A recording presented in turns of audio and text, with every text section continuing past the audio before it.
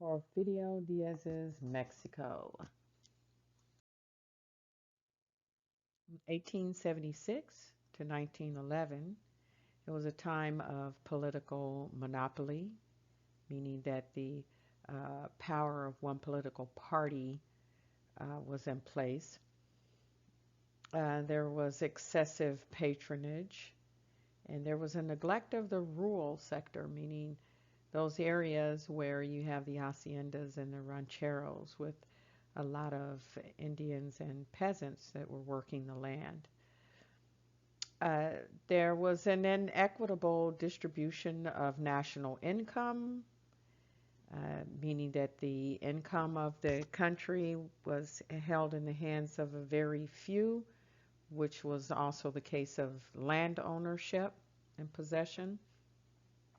And there also was an increasing foreign participation in the nation's economy, which we will visit again in when we hear our lecture on neoliberalism.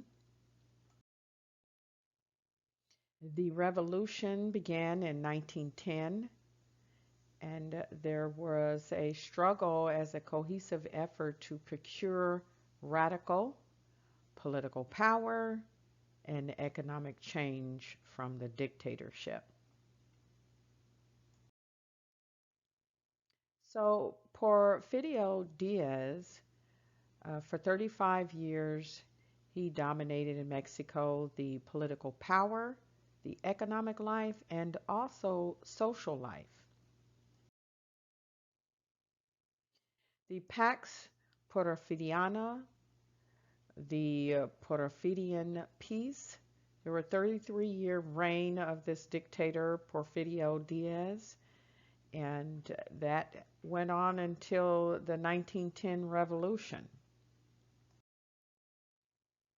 He maintained his personal power through expansion of presidential authority.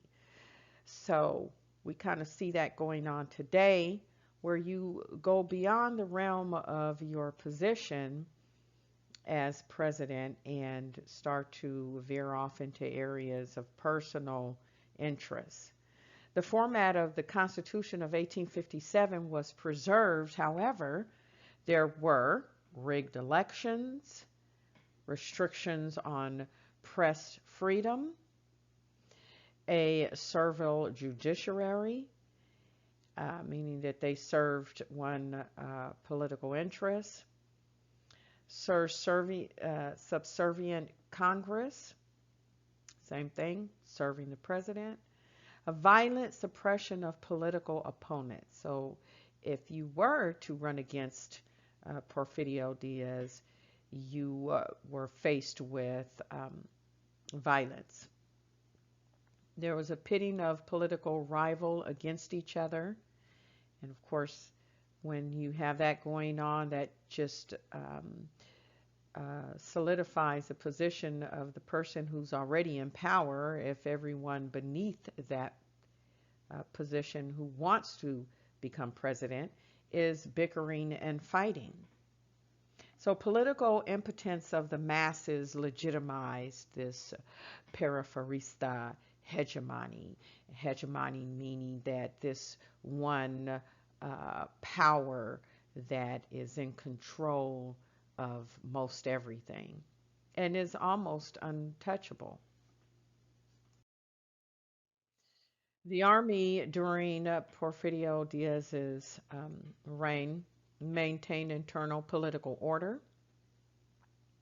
It buttressed the dictator's power by curbing unrest in urban and industrial areas, so he kept order there, and by warring against the recalcitrant Indian tribes, meaning these Indian and indigenous people who were not willing to cooperate with some of the practices of this particular president. Those that were loyal to Diaz were bought off armed corps officers who were corrupt and had padded payrolls. So as long as your pockets are being lined with money, then you're less likely to stand up against any injustice that may have been going on. But they were highly encouraged professionals.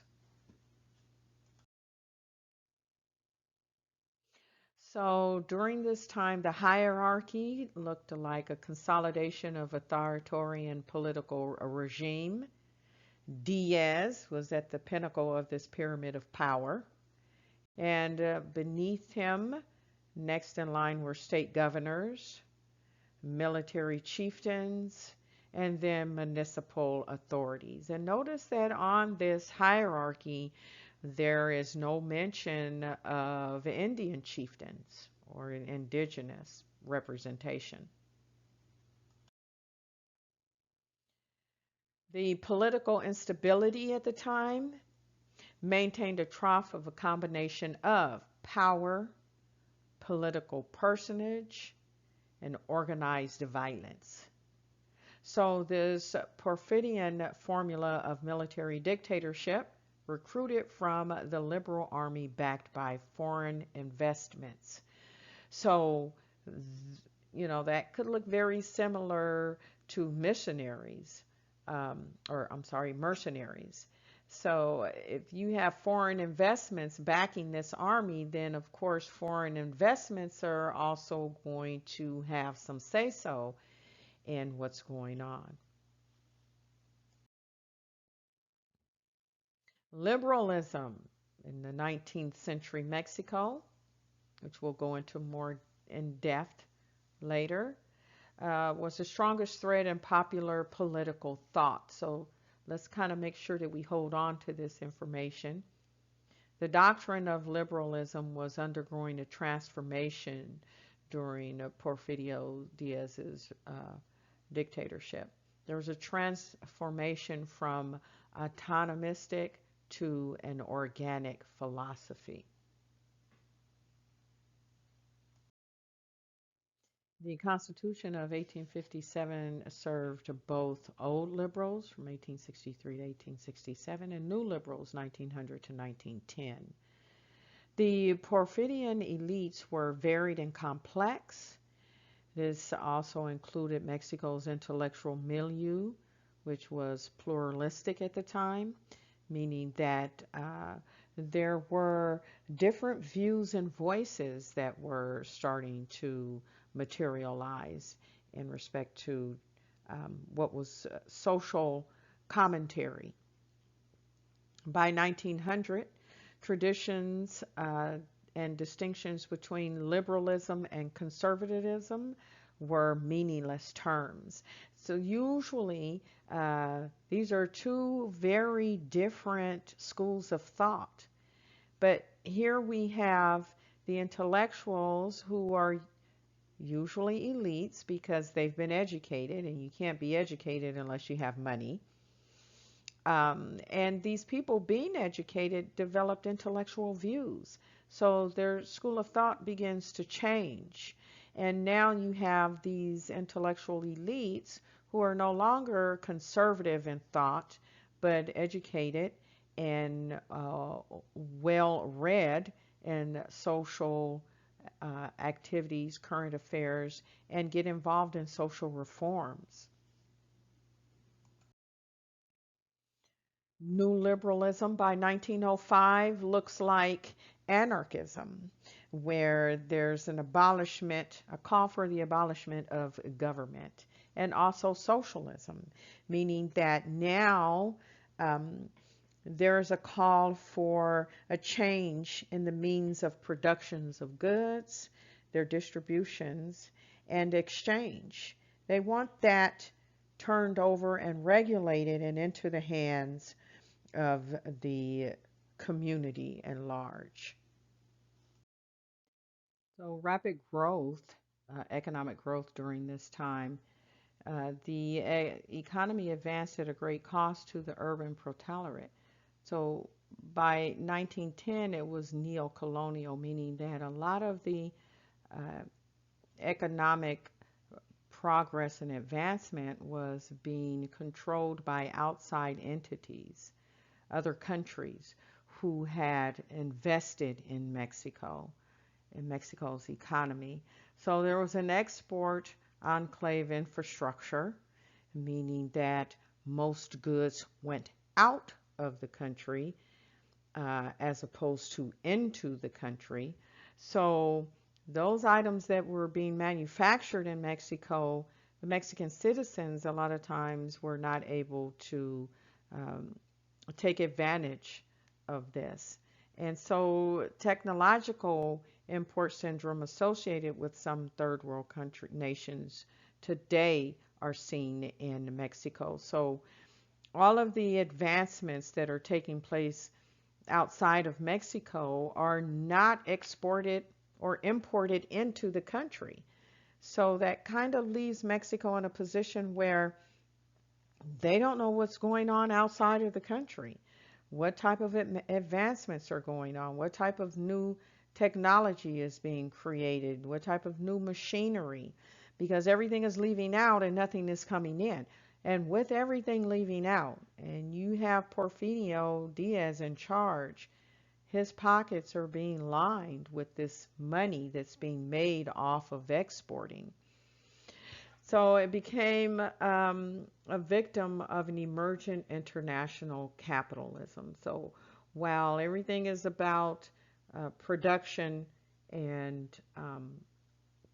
what type of money can be made off of that production, Mexico's citizens and the proletariat that's actually manufacturing these goods that are leaving the country are not reaping the benefits, and certainly not those that are living outside of the urban area.